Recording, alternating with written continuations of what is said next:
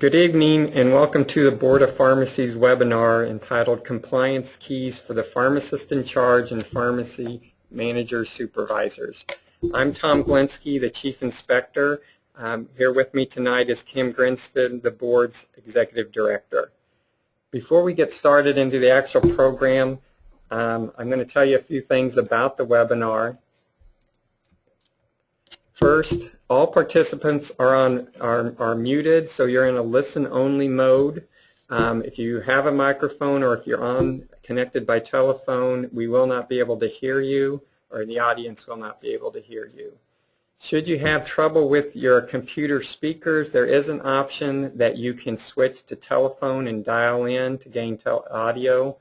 If you do that, that is not a toll-free number. On your webinar toolbar, you check telephone and it will give you the phone number, the code, and the PIN to call in. This program has been approved for 1.5 hours of CE. To be eligible for CE, you must have officially signed up for the webinar. If you're just sharing a computer and watching someone else's screen, you will not get credit for it. You must be officially signed up. There is a post-test after the program. It will pop up automatically at the end of the webinar. Do not close the browser window that you signed on with, because that is where the web page will pop up at. And once we close the webinar, a window will come up and it asks you to click OK, saying the webinar is over. Once you do that, a survey will pop up. It has 8 questions. You need to answer that and submit it in order to receive credit for the webinar. The board office will mail out CE certificates in 7 to 10 days. If you have any issues with the post-test technical or about the certificates, Jason Minkin at the board office will be handling those, and you can email him at the email address provided here. The program is designed for pharmacists in charge. Our goal is to help educate them on their responsibilities and to help show them what common violations are and tips on how to prevent them. We will also talk about some of the tools available that the board has created to help the pharmacist in charge. Our program's going to be divided in. Kim's going to provide some information on the Compliance is Key initiative. I'm going to go through the PIC responsibilities that are spelled out in law and regulation, and then provide examples of violations and tips on how to prevent them. And at the end, we are, time permitting, we will answer questions from the audience. In order to submit a question to us, you need to go to the GoToWebinar toolbar, and there's a spot there where you can type your question and then hit send. At the end, we will go through and try to answer some of those. Before we get started, we're going to take 2 online polls.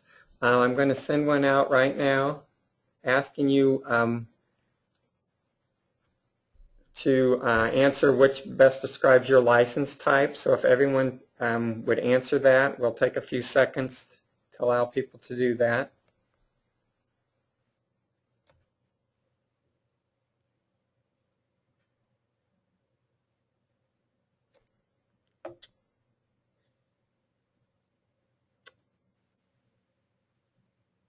It looks like most people are done answering, so I'm going to close that one and send out another one asking you about your job title.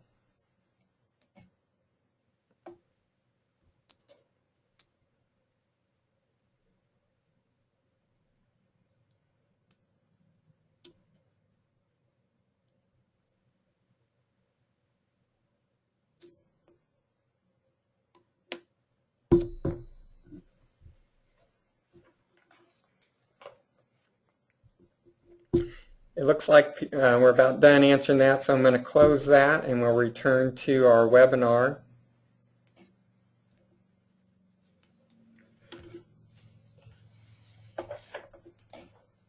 And we're going to start tonight with Kim giving us some information about the Compliance is Key program. Good evening, everyone. This is Kimberly Prince, Executive Director for the Board of Pharmacy. Thank you for joining us on the webinar this evening. We did this program earlier on this afternoon, and it was very successful. And we hope to have that same experience with you all as we walk through this program as part of the Board's 2011 Compliance is Key initiative. A little background information about the initiative. Some of you may have seen this in the Board's newsletter. It's also currently available on the Board's website, and also it will be included in the recently mailed pharmacy and drug distributor renewals. But I wanted to give you some information about the Board's Compliance is Key program. The Board launched the program in July of 2011. The Board has, of course, as you know, part of the Board's responsibilities includes regulating the pharmacy profession.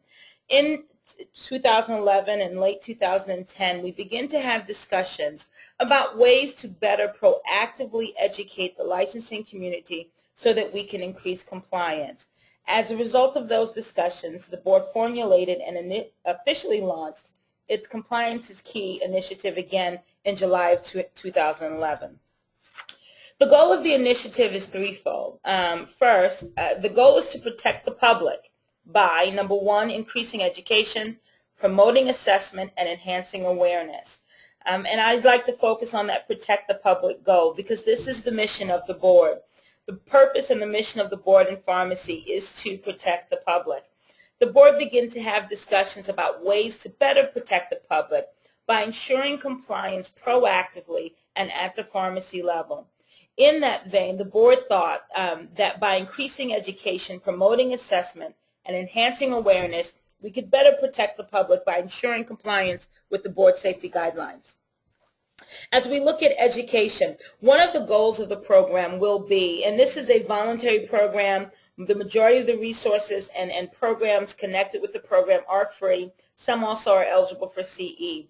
But we began to look at some educational materials. I always think that it is easier to comply with something that you can find and that you know about. You simply can't comply with something that you may not know exists. And so we decided to begin to educate our licensees a little bit better on things and regulatory requirements that are applicable to your practice. In line with that goal, we've published several compliance materials on the Board's website. One such educational guide is the Missouri Pharmacy Practice Guide. Now that was issued last year, but I can tell you that almost 80% of the calls that come into the Board office, most of those questions are answered in the Pharmacy Practice Guide. And so I just point you out to the Pharmacy Practice Guide as a resource. We also will be posting a Pharmacist-In-Charge FAQ, which should be posted, if it's not already posted today, it should be posted first thing in the morning. It will provide just some additional compliance and general compliance information for the Pharmacist-In-Charge.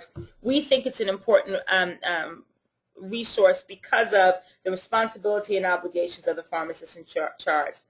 We currently have listed a compliance top 10 document.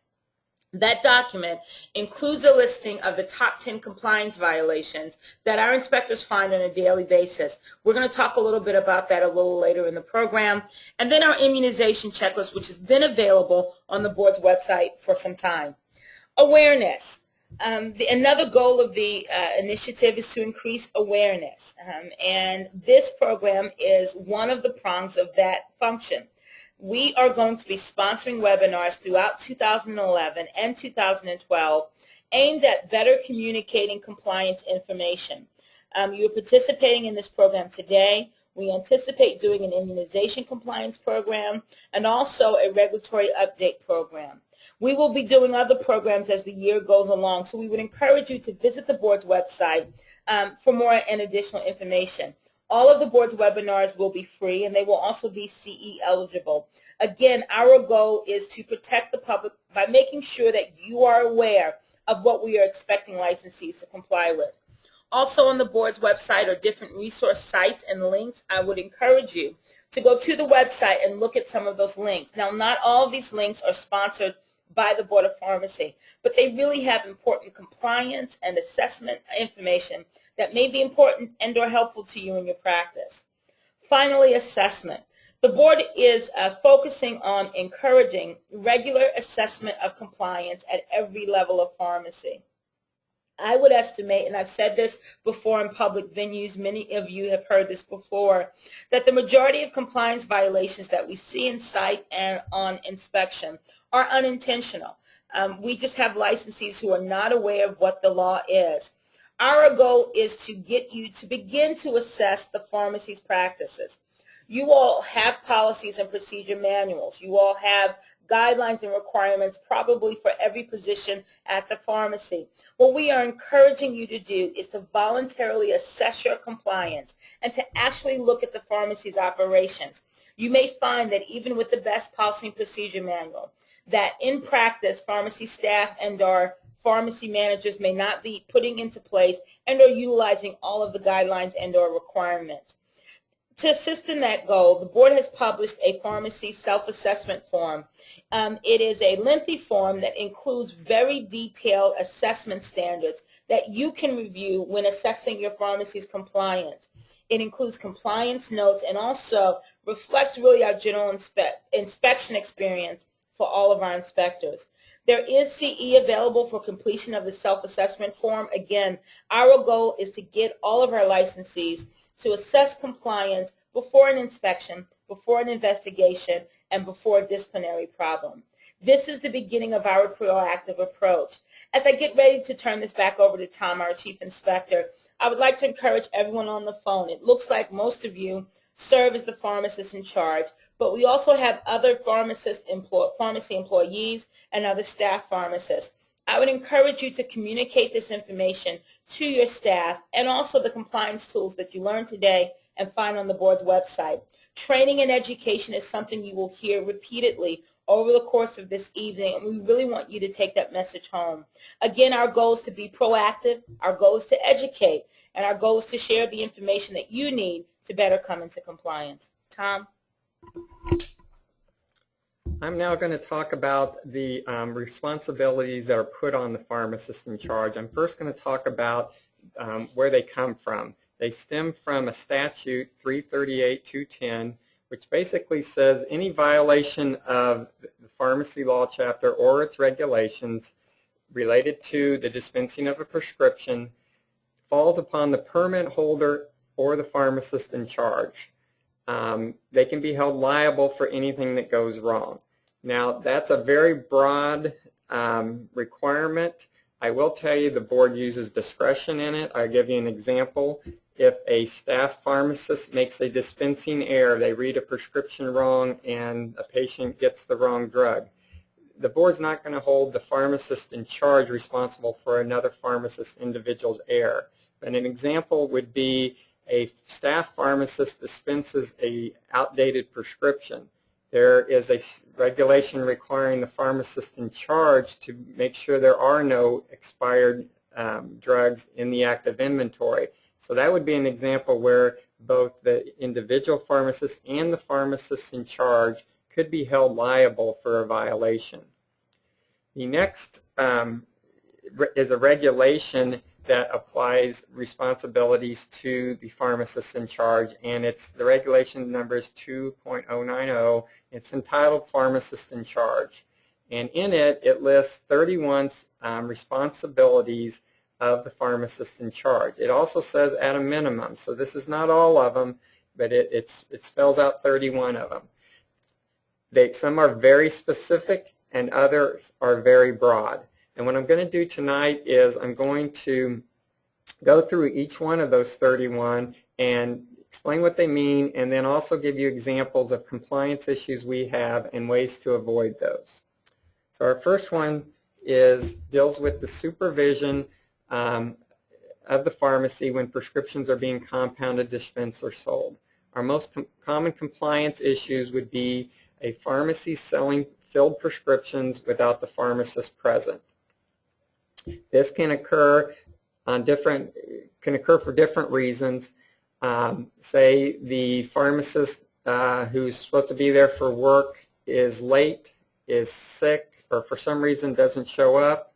The staff may not understand what they can or can't do. Another example would be a pharmacy whose normal business hours has the pharmacy opening prior to the pharmacist coming to work. This happens especially in rural areas where we see a pharmacy opening at 8, but the pharmacist does not come in until 9. During that period, no prescriptions could be sold without the pharmacist present. Besides that, technicians cannot be working, assisting in the practice of pharmacy without a pharmacist present. So this includes preparing prescriptions, counting, pouring, entering prescription data into the computer, and compounding. When the pharmacist is not there, a technician is very limited on what they can do. And I stress that your staff needs to be trained on what they can and cannot do, whether you're a pharmacy that has set hours that they're there by themselves, or just to be trained on what happens if the pharmacist is late for work. I will also tell you, you need to train if you have management that is not a pharmacist who has control over the pharmacy, they may need some training too. We have had cases that we've investigated where management applied pressure to a technician to sell a prescription to a waiting customer without a pharmacist present. So train your staff and also train your management if they're non-pharmacists and they do not understand the law. Our next responsibility has to do with restricting traffic in the pharmacy just to authorize personnel, people that need to be in the pharmacy. Our most common violation is probably related to drug diversion. People having access that shouldn't and drugs become diverted. Also, you need to worry about confidential records. Are you protecting the confidentiality of records if you're having people in your pharmacy who should not be there? Drugs physically being stored within reach of the public. I have been to pharmacies where I noticed that a customer could reach over the dispensing counter and grab a stock bottle because they're stored up front. I've been to other areas where the back of the store, the back storeroom has multiple people going in and out of it, but the pharmacy is storing overstocked drugs back there. So what I would suggest is you go back to your pharmacies and just do a review of where you store your drug, your confidential records, and see who has access to those and do you need to limit that. If you work at a large operation where you have different departments, say a third-party billing department, a call center department, do all those departments' employees need access to where the drugs are being stored? You might go back and review that and see, should you limit the access to just people who need to be in that area? Our next responsibility deals with signage when the pharmacist is not on duty. If the pharmacy is open, regulation requires the pharmacy to have a sign posted on the door and at the pharmacy counter that no pharmacist is on duty. This can again occur on a regular scheduled time where the pharmacist is scheduled not to be there, or it can happen during an emergency. So again, train your staff on what the responsibility of them if the pharmacist is not there to make sure the sign is posted. Next deals with posting of licenses of all the pharmacists employed there at your pharmacy. Common issues would be a pharmacist working on an expired license. Every 2 years we go through pharmacist renewals and we investigate 1 or 2 pharmacists each cycle who continue to work on an expired license. It is the pharmacist-in-charge responsibility to make sure that the pharmacists working there are properly licensed. Failure to post a current license or failure to post a pharmacist photo, both are required, that you have your current license posted with a photo. Again, it's the pharmacist-in-charge responsibility to make sure that's done. Relief pharmacists are not required to post license, but they are required to keep a wallet card with them. Again, that would be the pharmacist-in-charge responsibility. I encourage pharmacists-in-charge to know who's working in your pharmacy. There's times I believe that the pharmacist-in-charge had someone just thrust upon them. They may not know who they are. The first thing I would ask them is, can I see your license, to make sure they are licensed currently licensed, because it is your responsibility to do so. The next one is a very broad responsibility, deals with controlled substance, compliance with controlled substance laws, both state and federal. So this will include all BNDD and DEA laws and regulations. And what I've done here is I've listed some of the common things we find during inspections that are not being followed. The first one I'll talk about is C2 ordering.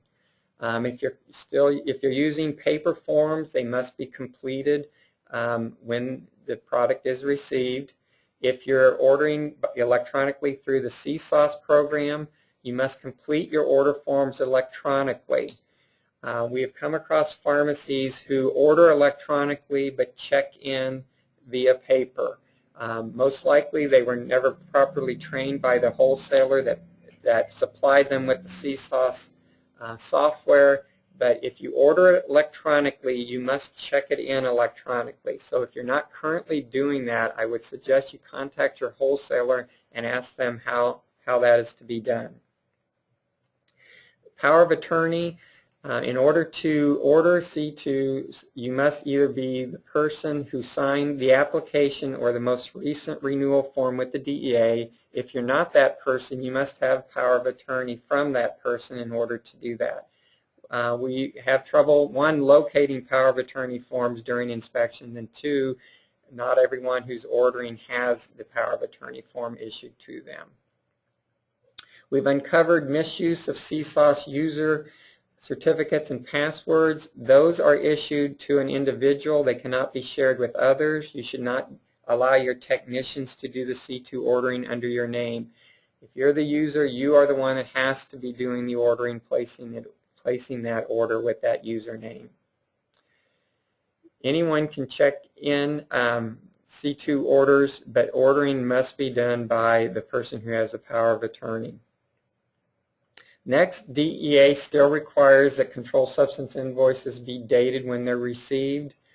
There is not a requirement in law to initial or sign them, but there is to date them when they're received.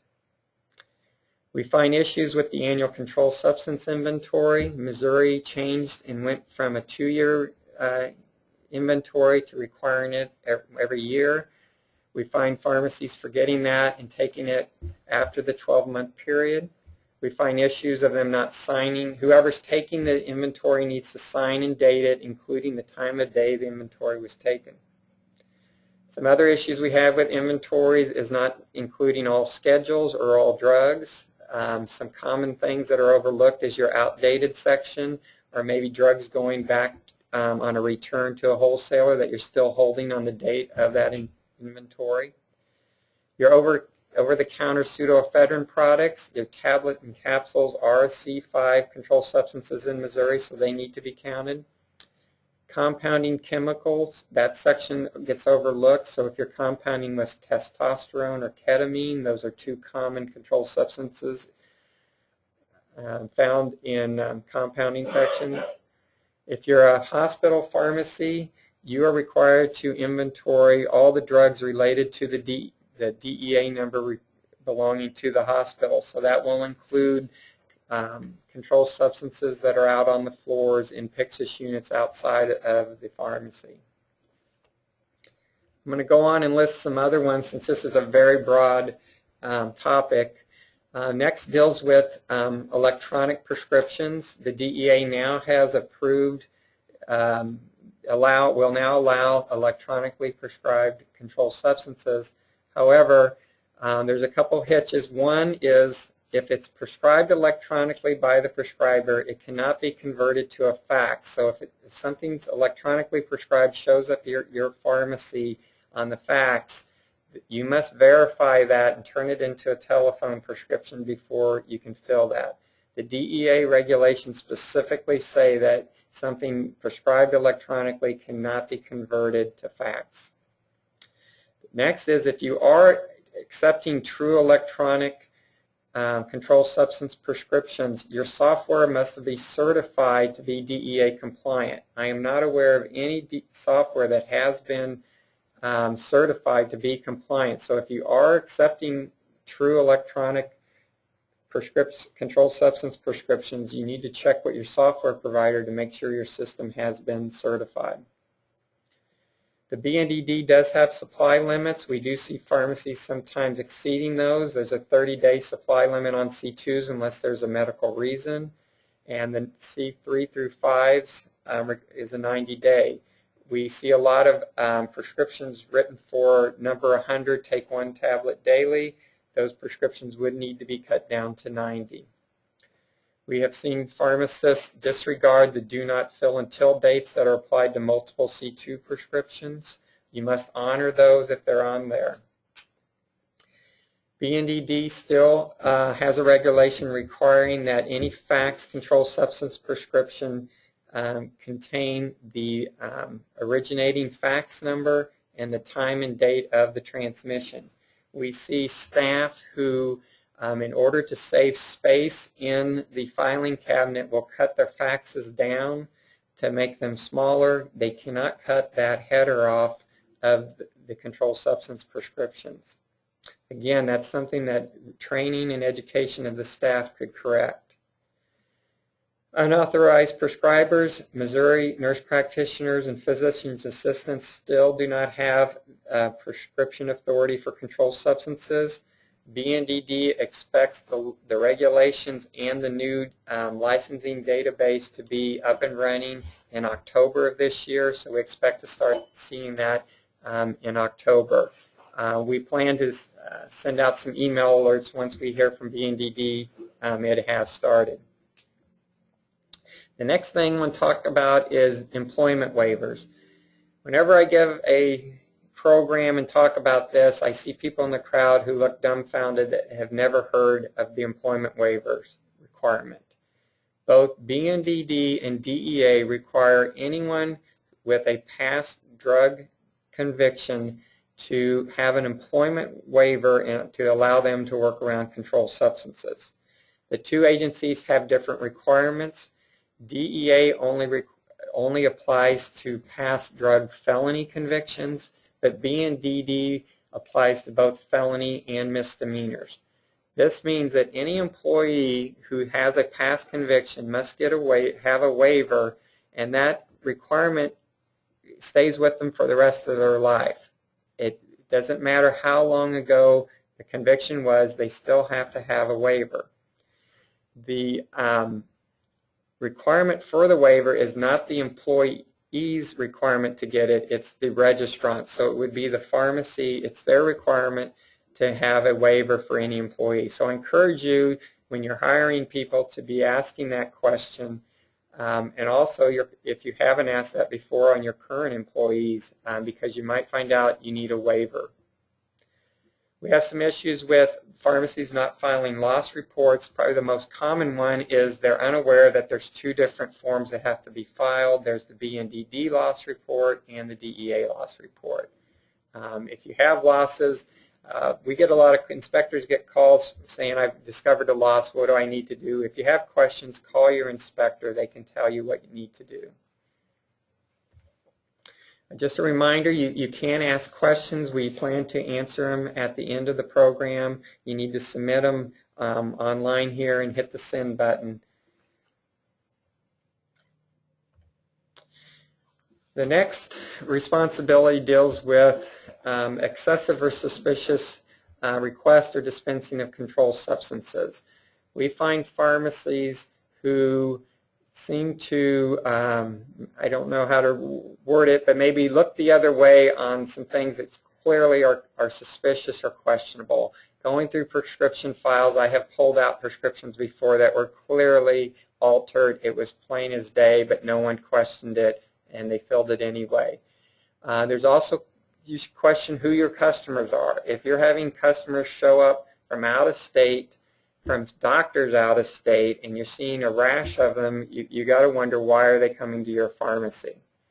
Why are patients driving 4 hours to come to your pharmacy when the doctor is 4 hours away on the other side? So again, pharmacists need to question that. You need to instruct your staff that need to be on the lookout for this. I don't know how many of you are aware, but Florida had a huge problem with pain clinics running pill mills. Florida has cracked down on that, and nationwide the problem is now moving out of Florida into other states. You need to be aware of this. If patients start showing up with pain meds from out of state and there's no logical reason that they're at your pharmacy, you need to be questioning that. Another issue is early refill and new prescriptions. The board has taken issue with pharmacies and pharmacists for not questioning a pattern of early fills or refills. There's nothing that would prohibit a pharmacy from setting your own policy on how early you will refill it. If an insurance says you will refill a prescription in 7 days, you can have your own policy that say you think it should be less than that. So as pharmacists in charge, you might want to talk that over with staff pharmacists and just educate them that they need to be on the lookout for these types of requests and prescriptions. The next responsibility deals with labeling. We have a statute 338.059 that spells out what specifically has to be on the label. And we have other regulations that require other types of labeling to be on prescriptions. I would advise you to look up 338.059 and make sure your label contains all the required information, especially if you've gone through a change of software and are using a new system. We sometimes find that the new system is lacking something. The other thing I would call attention to is outpatient hospitals who are using what would be more of an inpatient type software to generate their prescription labels, to make sure you have all the required information on that label. Regulation requires all repacked drugs to have a lot number and a maximum 1-year expiration date on that label of the product in your inventory. Return to stock prescription. These are prescriptions that have been filled but the patients have not picked up and you're going to return them to stock. Our regulation requires that that label continue to contain the dispensing date, the name of drug, and the prescription number. You cannot pour these back in the stock bottle. They must stay in the dispensing bottle with these 3 items still on it. If your pharmacy has a policy that you want the patient name removed or blacked out, you need to make sure you educate your staff that when they're doing that, they do not black out or rip off these 3 items on a return to stock prescription. All sterile compounding preparations are required to have a beyond use date on the label going to the patient. And if you do non-sterile batch compounding, the regulation requires that your batch stock in your pharmacy have a in-house lot number and a beyond use date on that. Next one deals with the prescription files. Make sure your files meet all state and federal requirements. Missouri is a 3-file state. Occasionally we do come across a pharmacy, usually a new pharmacy, maybe they operated in another state, who believes they only need 2 files. A more common problem is the filing is not up to date. Filing is labor intensive and it's tedious work. It gets behind, but you must keep up to date on your filing. I've been to pharmacies when I asked to see their current prescriptions and were showed grocery bags full of unfiled prescriptions that they just have not been able to file due to their behind or lack of help. Again, it's the pharmacist in charge responsibility to make sure that the prescription files are kept up to date. Lack of hard copies. We have seen pharmacies, for whatever reason, stop generating hard copies. These are usually some that are generated themselves. An example would be long-term care dispensing, who might print their hard copies. For some reason, pharmacies stop printing non-controlled hard copies, thinking they don't need those. You're still required to have hard copies. We are in the process of writing regulation that will allow to keep digital copies of those hard copies, but you still will be required to have a hard copy. Another issue related to filing has to do with the use of the prescription number sequence. The prescription number sequence needs to be just for prescription activity. You cannot record sales to doctors, HIPAA notice receipts, stuff like that in your prescription file by generating a prescription number for that. Another example is there are different coupon cards for over-the-counter product that tell the patient to go pick out the over-the-counter product, take it to the pharmacy, and on the back it tells you to submit it like a prescription. Well, because you don't have a prescription from a doctor for that, that would not be allowed to be put into the prescription, your regular prescription number sequence.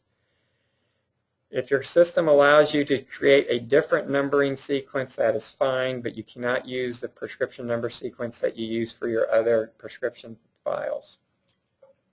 If you do any type of interim dispensing system, long-term care providers do this, and multi-med-pack systems do this. This is when the prescription is sent out in weekly or biweekly increments to the facility. That has to be recorded properly in the computer system. If you are doing those types of systems and you have questions, I would suggest you contact your inspector with those.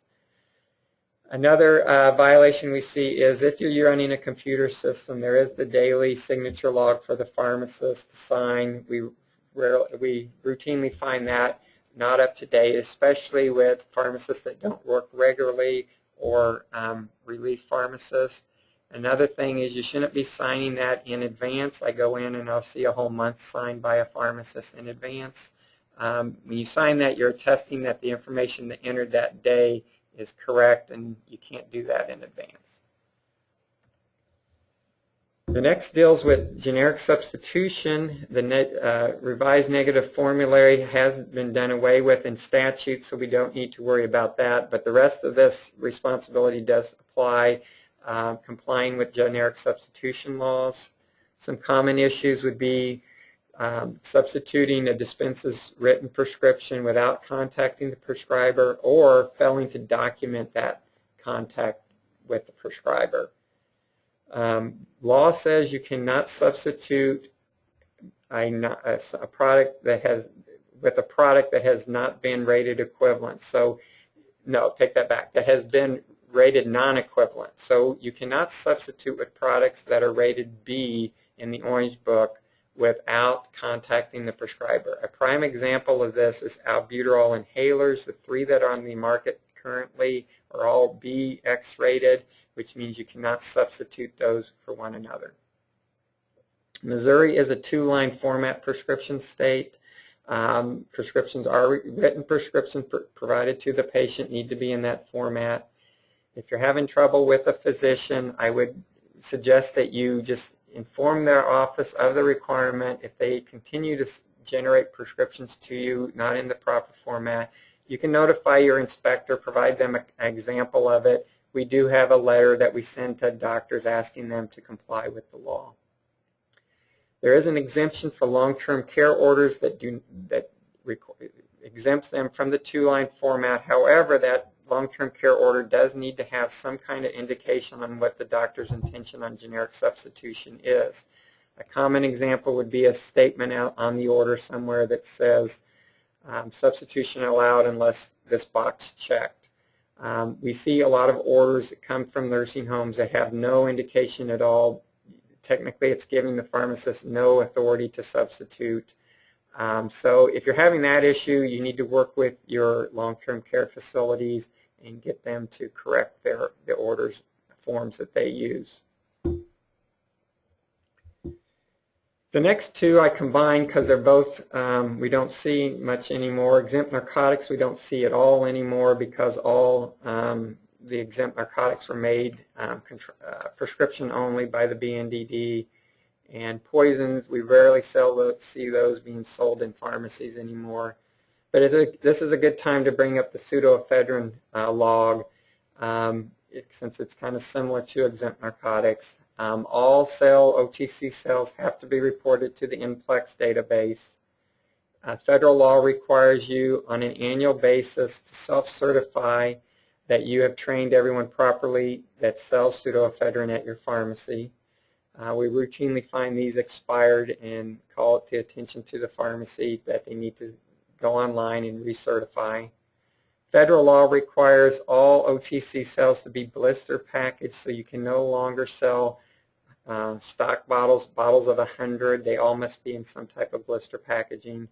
And both state and federal law do require the product to be stored out of reach of the public. Next deals with what references are required. All pharmacists are required to have 2, a current drug reference and the pharmacy law book.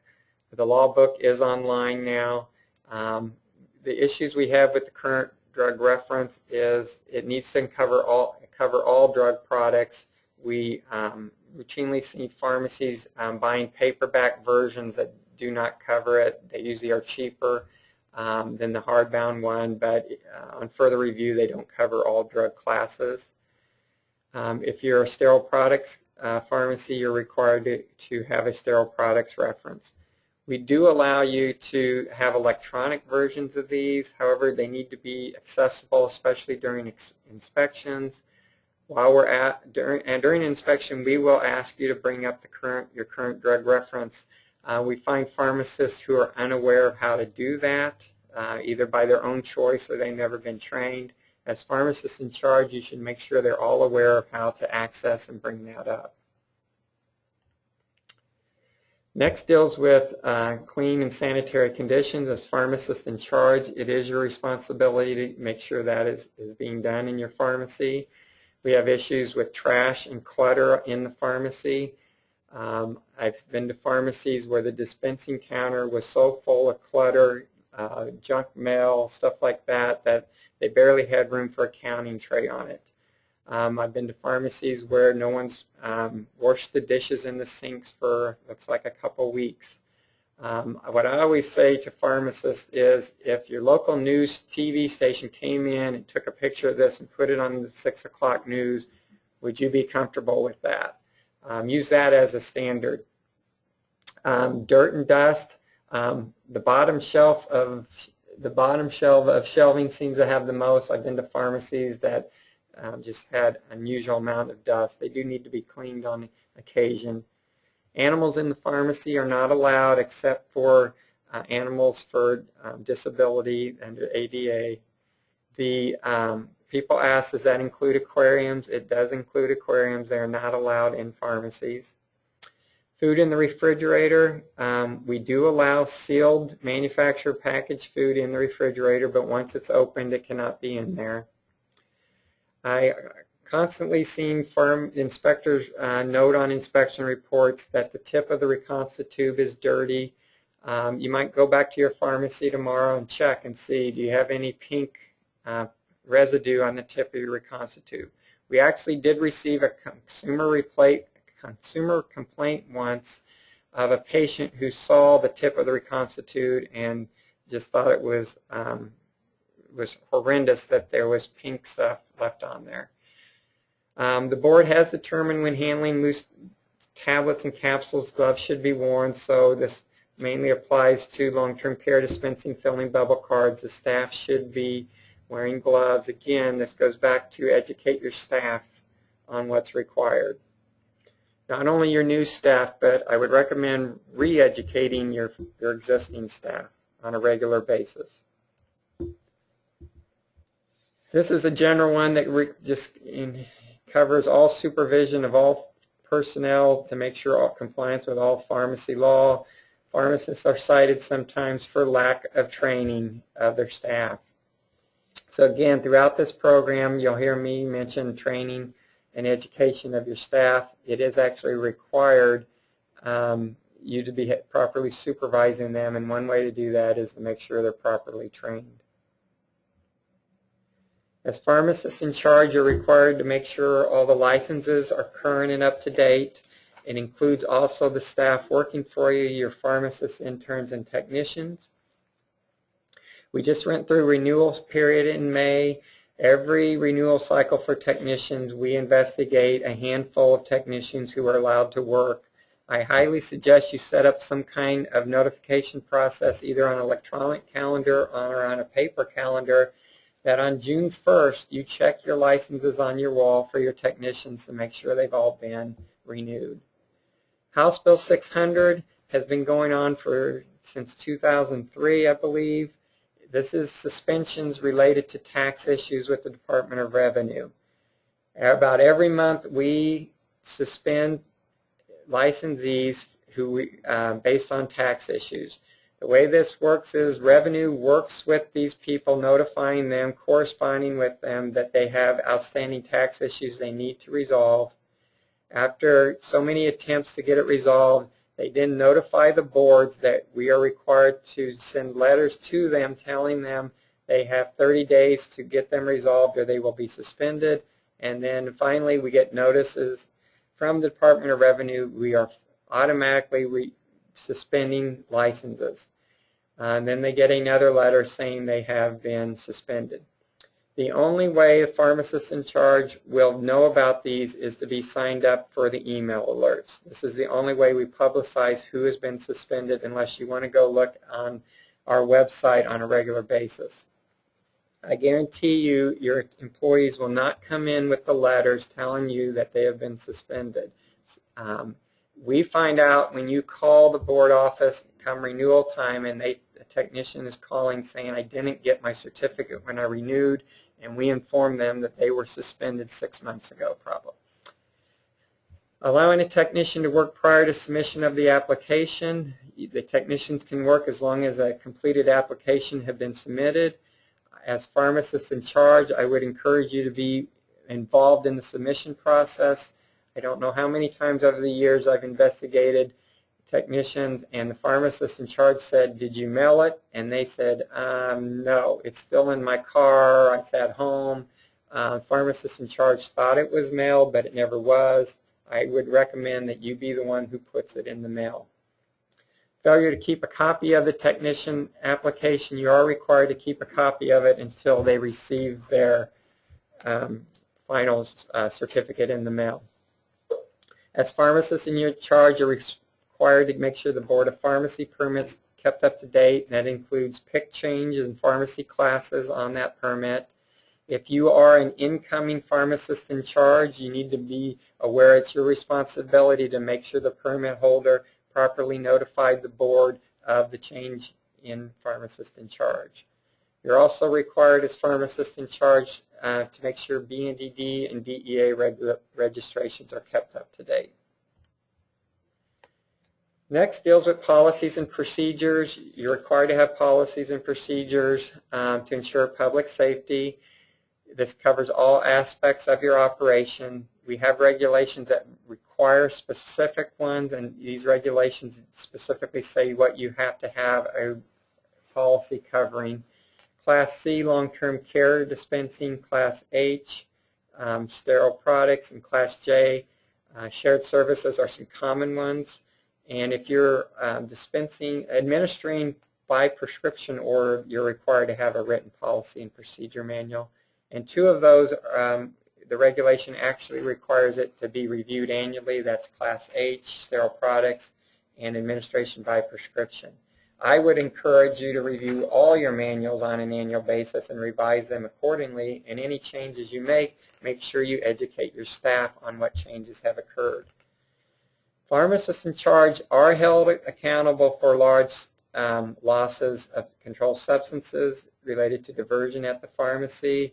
It usually goes back to failure to have policies and procedures related to preventing diversion. Next deals with equipment. Through regulation, there's certain equipment that pharmacies have to have. Hot and cold running water is one. We have issues, it's usually with the hot water not being hot enough or not working at all. We have issues with the drain sometimes not functioning. We also have issues with compounding equipment. That includes sterile compounding, your hood, your clean room, and other equipment you use. You need to have a thermometer in your refrigerator and freezer if you're storing drugs in there. There's no way to know if it's stored at the correct temperature if you don't have a thermometer. And even if you have a thermometer, you need to check to make sure you are in the right temperature range. I see inspectors writing pharmacies down for their temperatures being out of the required range. If you use a vacuum tube delivery system, especially those that you do not have line of sight vision with the customer and you're relying on a video screen, that video screen has to be working properly in order for you to be able to use that system. Next deals with security to protect the legend drugs. That's both non-controlled and controlled substances. Our most common issue with this would be diversion of drugs in the pharmacy by the staff. We've now had, it's just recently, different reports of consumers being able to grab prescriptions, fill prescriptions at the checkout counter that were left unattended or had access to them in other ways. BNDD regulation requires C2s to be locked under lock. That means all the time. That's not just when your pharmacy is closed. That the C2 area should be locked except to access controlled substances from that storage area. BNDD requires C3 through 5 drugs to either be locked or dispersed throughout the pharmacy. An example of product not being properly dispersed is overstocked. If you have a large quantity of a controlled substance that won't fit in your normal inventory, if you put it in the back room, that is not considered dispersed anymore. It needs to be locked. We did have a pharmacy that lost about, I believe, over 40,000 Alprazolam once due to an overstock not being locked up in a back room. So again, go back and educate your staff on what's required when it comes to drug security.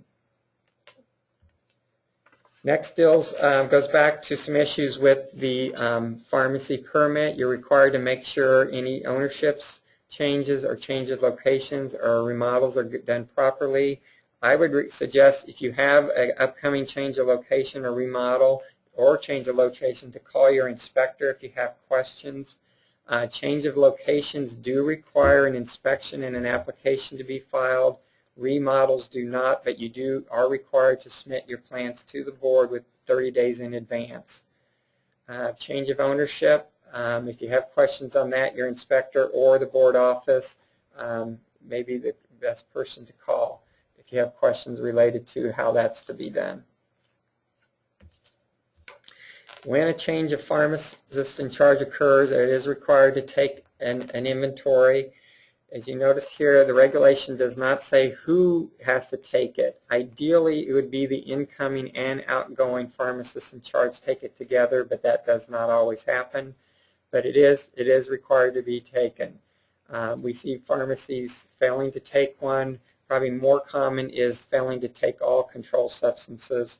For some reasons, pharmacists think it's only the C2s. That is not true. All controlled substances have to be taken. And again, don't forget areas such as the pseudoephedrine and your compounding area to make sure all are taken.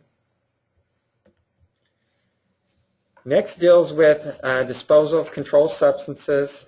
When you send controlled substances back for destruction, they must go to DEA registered facilities. You cannot destroy your own controlled substances. You cannot flush them down the toilet or down the drain.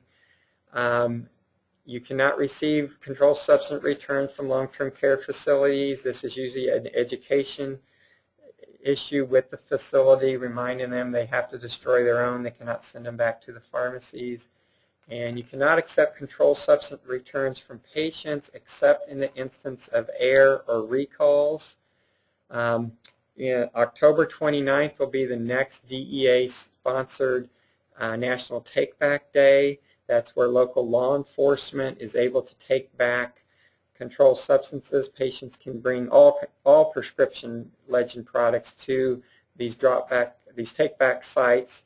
I suggest you contact if you're interested in that, contact your local law enforcement to see if they're going to be participating in that. Again, it has to be law enforcement that is accepting it and taking possession of the products. If you go to DEA Diversion's website, they have more information about the Take Back Day there. Next deals with outdated drugs. As pharmacist in charge, you are the one required to make sure there are none in the active inventory. Make sure all areas are checked. Again, the compounding area is an area that's always being overlooked when it comes to checking inventory. Suggestions is have a system where certain areas are checked on a routine basis, assign it to certain people, and another good method is to somehow mark product that's going to be going out of date in the near future. We have every month I see at least 1 or 2 instances of inspectors finding compound logs that show expired ingredients have been used in compounding. If this actually occurred, the pharmacist in charge was at fault for them even being in the active inventory to be used. Sometimes it's an issue of the log was not properly filled out. Someone has made photocopies of a previous log and never changes the lot and expiration dates, or using a computer system that self-populates those fields, but no one ever updates those. Again, that's training. Is staff properly trained on how to fill out the compounding logs? Assigning a wrong beyond use date to batch compounds can lead to outdated drugs being dispensed. Again, that goes back to proper training of your staff. Do they know how to properly assign that beyond use date? And again, anything that's repackaged and return to stock prescriptions have a maximum 1-year expiration date. This one covers everything: assurance, full compliance with all state and federal drug laws and rules. So anything that we don't talk about here today, you're still responsible for that. This is why I encourage pharmacists in charge to go review the law book on occasion. Next deals with drug samples. If you are a pharmacy that is doing drug samples, you have to be in compliance with FDA in order to even have the samples. If you're a pharmacy thinking about getting into a program of dispensing drug samples, you must meet FDA requirements to even possess them and dispense them. I would encourage you to ask your inspector for guidance on that to make sure you're doing it properly.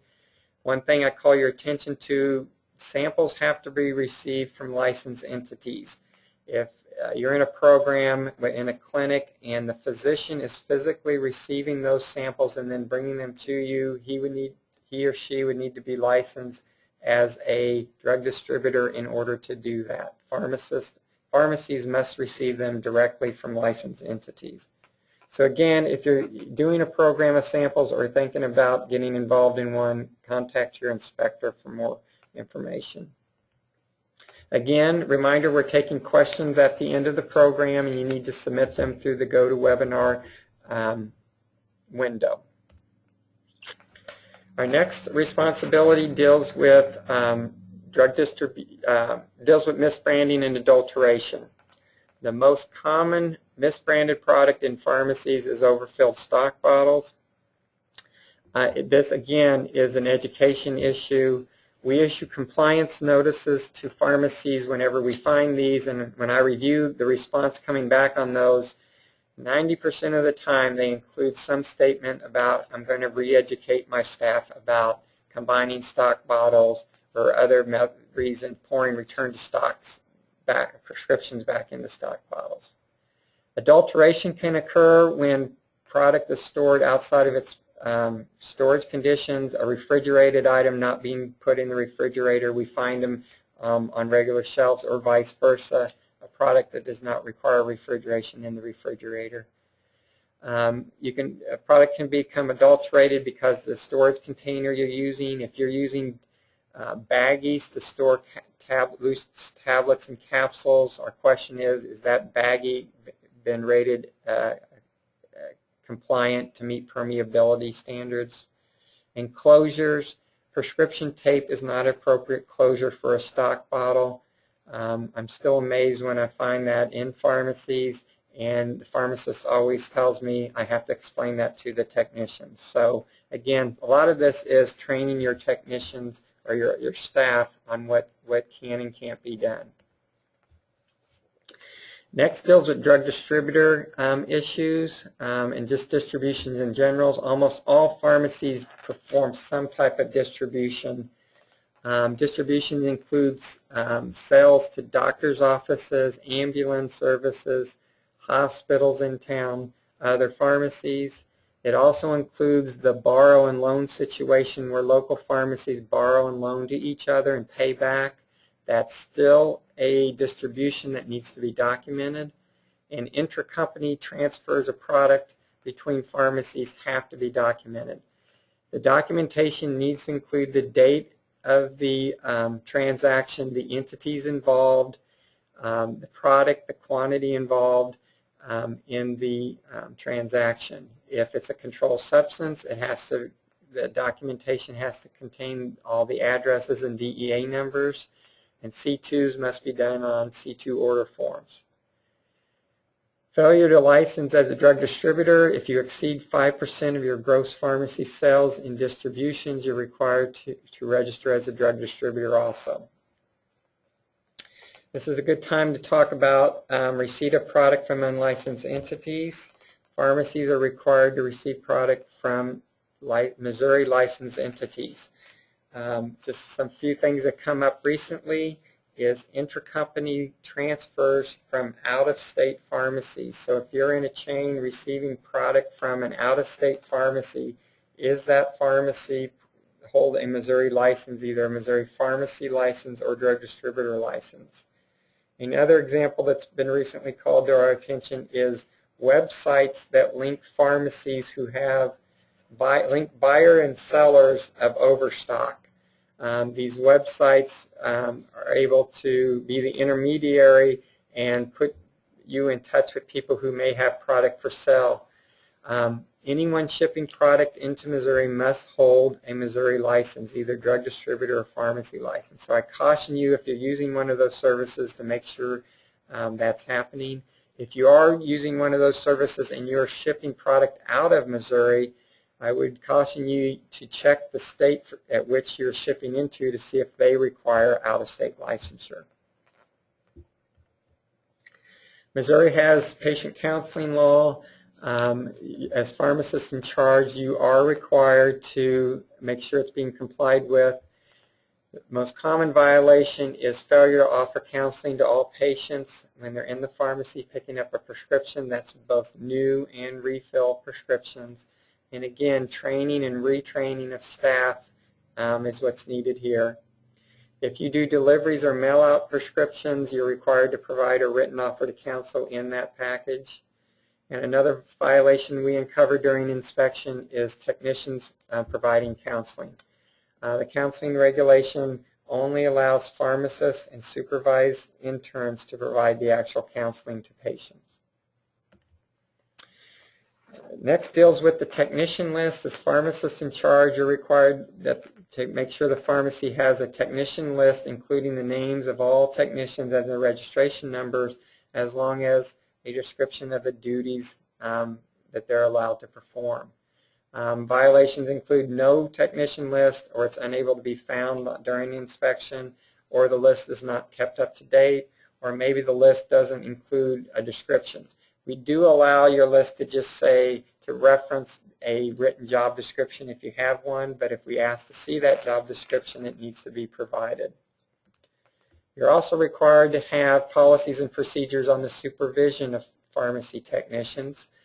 We allow this to be incorporated into that technician list also, but pharmacies sometimes don't have any kind of supervision policy. We do have a sample technician list. I'll talk about where you can find that later. If you need one, we do provide one, a sample you can use. Next deals with who needs to be registered as pharmacy technicians. By statute, anyone assisting in the practice of pharmacy is required. This regulation puts a further responsibility on the pharmacist in charge to make sure anyone who has independent access to drug stock on a routine basis be registered. Some examples of this would be cleaning personnel who come in after the pharmacy is closed, who on a routine basis come in with no supervision from the pharmacy.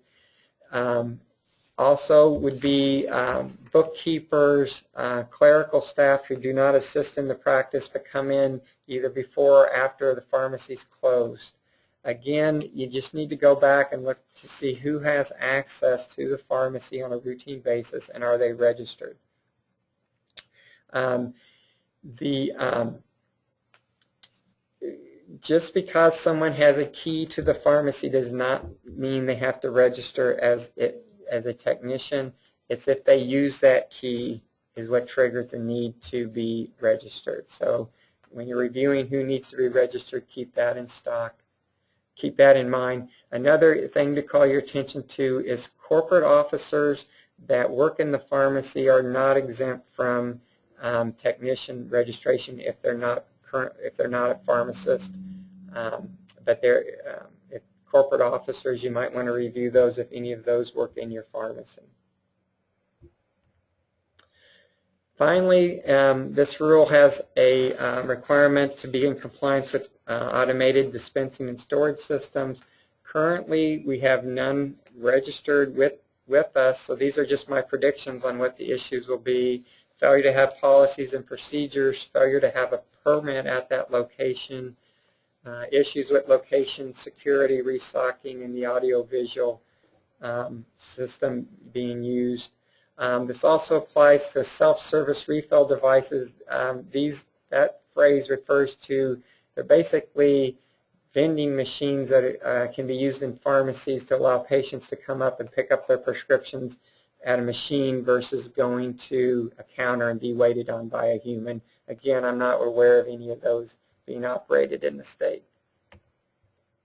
Now I'm going to just point out some other regulations that are commonly we have issues with to call your attention to. First one is the Standards of Operation Rule, that's 2.010. It has specific requirements on supervision of the staff. It requires that all technicians' work be checked. That includes labeling, compounding, and reconstitution. If technicians are labeling something, or that product has to be checked prior to being dispensed. If they're compounding, they have to be checked. And even a product that's been checked and all it needs is water added to it to reconstitute an antibiotic, if a technician does that, it needs to be checked by the pharmacist after that's done. This regulation also has requirements on how to report technician termination and discipline. By statute, your pharmacies are required to report anytime a technician is terminated or disciplined for a reason the board can take action on. Examples of that would be diversion, theft, failure of a drug screen, tardiness, missing work are not reasons to report to the board. We now have an online submission form on our website that you can easily report these to us. This regulation also has requirement to report off-site storage facilities of confidential patient records. The rule goes in and tells what that site has, what requirements of the site, but it also requires that you report it to the board. The next deals with administration by either protocol or prescription. Pharmacists have had this authority now going on 4 years. Even though compliance has gone up drastically since the first year, here's some things that we still see. And again, if this is being done in your pharmacy, even though it's being done by another pharmacist, as pharmacist in charge, you are responsible for it. Some examples of violations would be the protocol cannot be produced or it's missing certain elements. Failure to generate a prescription for all protocol administrations, failure to file that prescription in the proper prescription file, failure to document your notifications to the physician or the primary care provider. The administration record is incomplete or missing. If you're administering by prescription order, that each prescription must have some documentation on it giving you the authority to administer it. If a prescription comes to your pharmacy, such as a Zostavax, and you want to administer it to the patient and it's not on there, you can call the prescriber and add that after verbal authorization. But you need to document that. And you need to have policies and procedures if you're administering by prescription order. Compounding, almost all pharmacies compound in some respect, either from maybe one magic mouthwash a year to pharmacies who are closed door and that's all they do. Some of the violations we see is incomplete or inaccurate compounding logs. I talked previously about the use of expired ingredients. There is a requirement for non-compendial active ingredients to have a certificate of analysis. Non-compendial means that they're not USP or NF grade or possibly BP, which is British Pharmacopoeia. If your products do not have any of those standards after it, you need to have a certificate of analysis from the manufacturer. A very common one used is camphor blocks. If you're using camphor blocks as your source of camphor, that is not a USP grade, it's not compendial. You do need to get a certificate of analysis from the company. If you call them, they will fax you one. There's a requirement in compounding that the name of all active ingredients be somewhere on the patient container. So if you're just labeling your product Magic Mouthwash, that is not sufficient enough. You may need to apply an auxiliary label to it.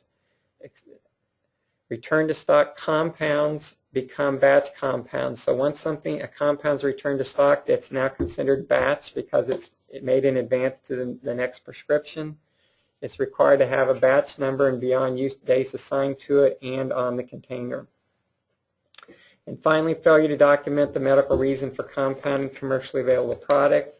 A prime example of this would be the compounding of Tamiflu suspension when it's on back order during flu season. Each prescription must have the reason documented on it or on the compound log on why you're making that. And the reason you're making that is because it's not available. But it needs to be documented. Sterile compounding. These are some of the violations we see. Exceeding the risk level.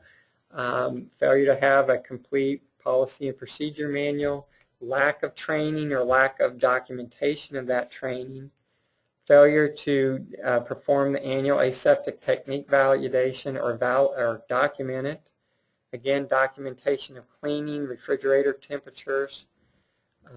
The hood and clean room is a 6-month certification. We see pharmacies who still believe we're on the 12-month cycle. That was changed years ago to 6 months. And we have a lot of pharmacies that don't even realize they've branched into sterile compounding by making irrigation solutions. By definition, bladder irrigation solutions are sterile products, and you must be in compliance with our regulation in order to make those. Long-term care dispensing, we have different regulations. We have one specific to that, and we have one specific to return and reuse from nursing homes.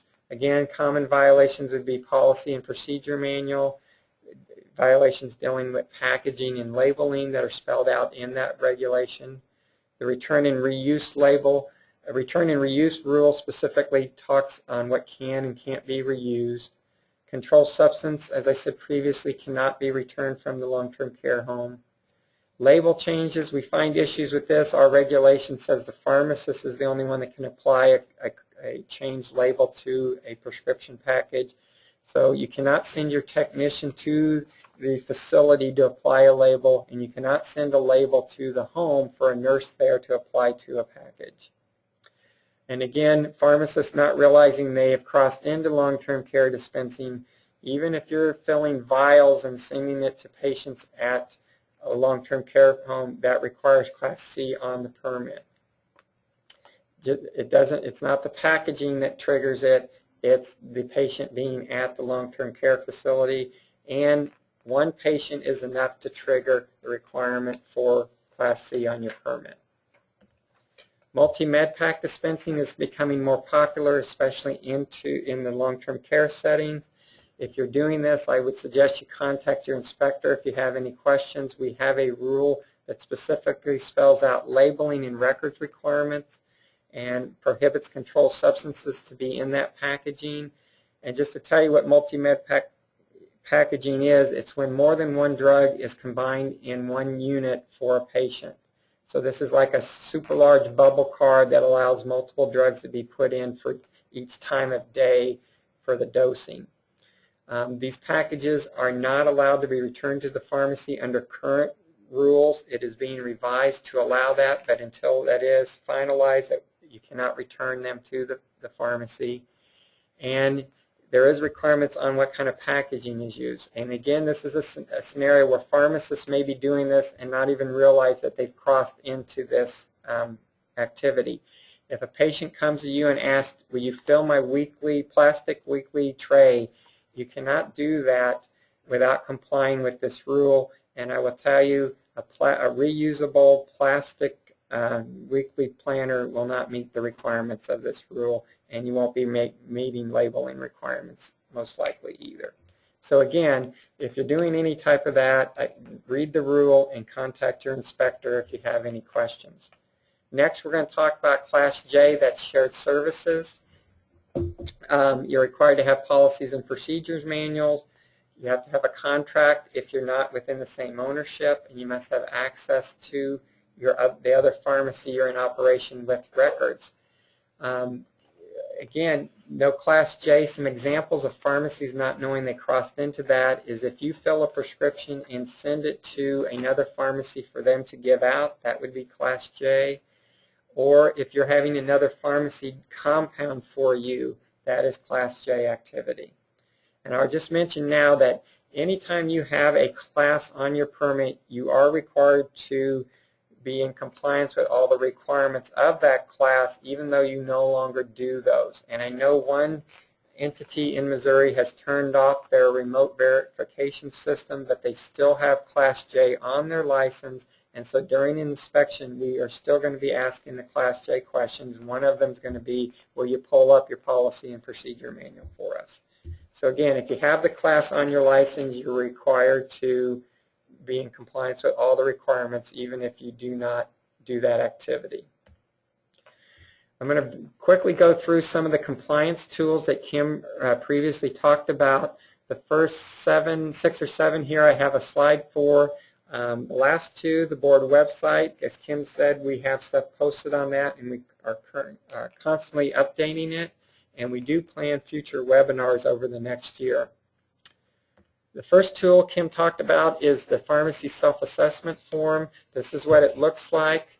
It has 107 questions for you to answer about your pharmacy's practice to see if you're in compliance with law. It's basically conducting your own self-inspection. We do give CE to the pharmacist-in-charge owners and other pharmacy supervisors and managers for completing this. The instructions on how to get the CE are on the last page of this form. And we just released this, I believe, 2 to 3 weeks ago, and we probably already have 20 to 30 completed CE forms back in.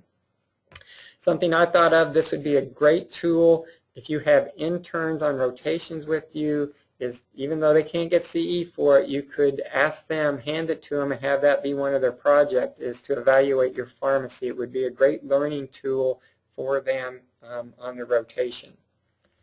The next is a practice guide Kim talked about. It is a 40-page document that we attempted to put our laws and regulations in more a layman's terms, more user-friendly format. It's indexed, and if you have a question such as how do you do a change of ownership, you can go right to this section on this example, and it will give you instructions on that. And again, as Kim mentioned, a survey of questions coming into the board office, 80% of them are in the pharmacy practice guide. The top 10 list, one thing, if you would just take this back to your pharmacy and correct these 10 things, you would avoid a lot of compliance issues. This is a poll of the inspectors on what the top 10 things we write up on inspection are. So just these 10 things would reduce the amount of observations we list on your inspection report. Next is the Pharmacist-In-Charge frequently asked questions. It's going to be posted on our website. This is especially good if you're a new pharmacist-in-charge. If you've never been pharmacist-in-charge, this has a lot of information for you. But also if you're a pharmacist-in-charge for many years, it doesn't hurt to have a refresher on different responsibilities and questions you might have. The inspection guide is something we physically hand out during an inspection, but it is also available on our website. It contains information about the inspection. It contains a list of documents that we're going to ask for during the inspection, and it also has samples of like a compounding log, the technician list, and it also has the DEA power of attorney form on there, a blank one for you to use.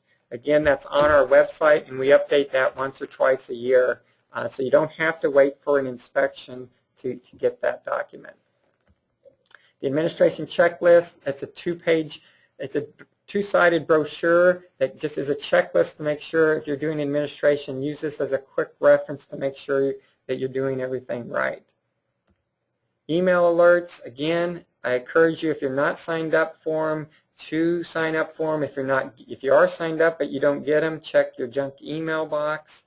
And if you get them, read them. Again, it's the only place you will get House Bill 600 suspension notices.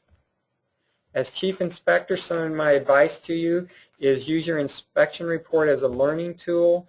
The inspectors are there to help educate you so you can come into voluntary compliance. We write things down, but it is a tool for you to improve your practice. So use that inspection report and review it with your staff. Don't just throw it in the drawer when we leave. Go over it with your staff. Educate your staff on what went wrong. Most of the time, I would say the things we write up really are not, the pharmacist-in-charge did not personally do that activity. Someone else in the pharmacy did it that just needs to be trained. If you're not present for the inspection and you get the paperwork the next day and you have questions, call your inspector. We're more than willing to go over it with you over the phone. Make staff aware of the location of the required records. I told you our inspection handout guides have a list of documents we are going to ask for. If you want to make an inspection go smoothly and get the inspector out quicker, know where all those things are, and if you're not there, make sure your staff knows where they are. Be proactive. I would say if I sent a poll out now, how many pharmacists in charge out there have you reviewed the pharmacist in charge rule prior to today? And I think most of them, it would have been a while since you've reviewed it. So stay up to routinely read the law book. Use your email alerts, newsletters, and the website, and use the compliance tools we've talked about today. And don't be afraid to call your inspector with questions. And again, as I mentioned time and time throughout this program, train and retrain your staff.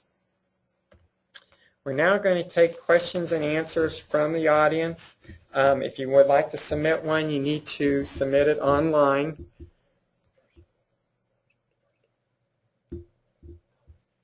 Do these? Okay.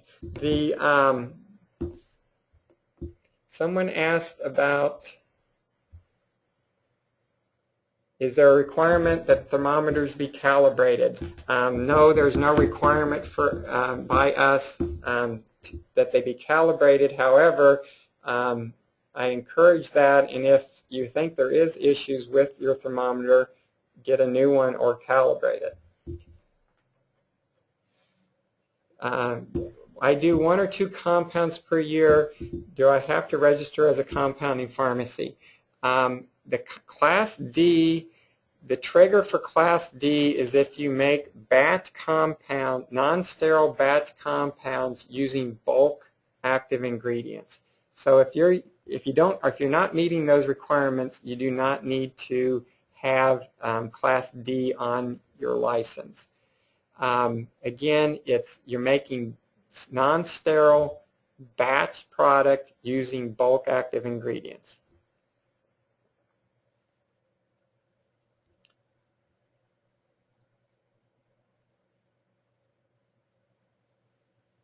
Someone's asking, how would you know what's a long-term care facility? We have a definition in our long-term care rule that's 2.140 on what a long-term care facility is, and this mimics both DEA and BNDD thing. It's a residential facility that is providing health care to a resident. So yes, assisted living facilities do, if they are providing, if it's a facility that is providing health care assistance to those residents, it would be considered a long-term care facility. Someone's asking about the corporate officers. Do they not fall under the permit holder exemption for registration?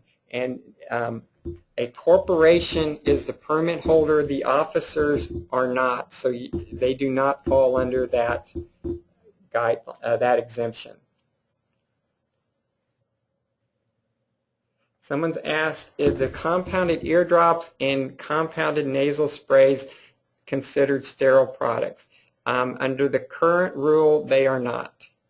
I will tell you the board had a discussion about revising the rule to make at least nasal sprays, but the board has not proceeded with that. So under current rule, they are not.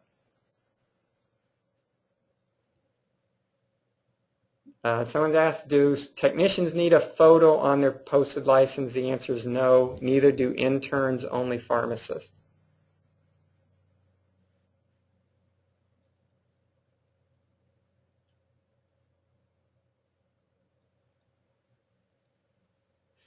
Someone's asking about how do you record the time of day when it's not the opening or closing of a pharmacy on an annual inventory. We have this with 24-hour stores. You would just record the time that you took the inventory.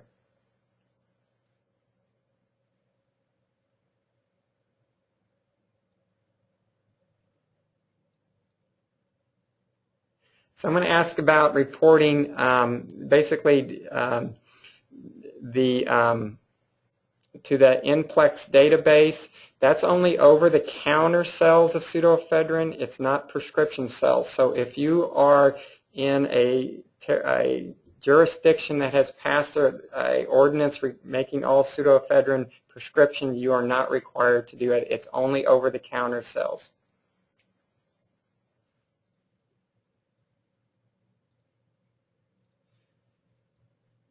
Someone's asked, can we get a copy of the PowerPoint presentation? We plan to post the handouts of this, and we are recording it, and hopefully at a later date we might post the recording of it so it can be reviewed, but that's still up in the air.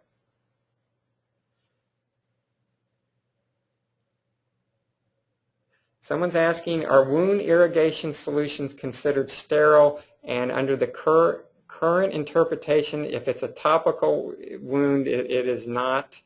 They also go on to say, how do you determine an expiration date? The board does not determine expiration dates. That is up to the pharmacist to determine that.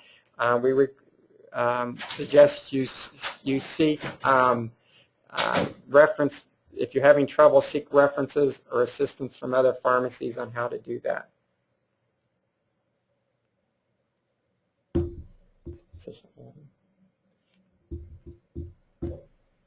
Someone asked, do we plan to have one of these for managers in charge of drug distributors?